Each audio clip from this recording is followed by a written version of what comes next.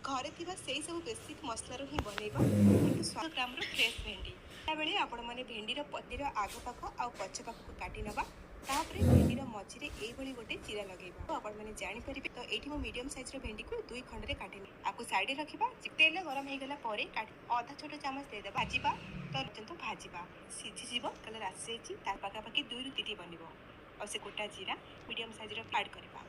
Gas रो flame हमरा पेस्वा tomato बटा देबा किछि गुंड मसला जाई देछि घोड़ी घोड़ी स्वर 5-6 कुरथरा गोळै न करकी एथरा आमे फ्रेश दही नेबे आसीबो। जदि आपण माने दही को स्किप करकी पुणी थरे कवर करकी आउ चारि मसला बहुत भला भाबरे कसी रखिथिबा भेंडी को आउ मसला सहित भेंडी को गरम पानी दबा अधिका सिझी गलानी आउ अल्प समय लागि भी नबा आउ पियाज करनबा भेंडी पियाज रो पाखुडा गुडा तेल तेल आउ पाखुडा टिके दबा गोटे चामच गोटा हेकी रहिबा 5 मिनिट पर हे गलानी भेंडी भी ता सहित गोटे एठी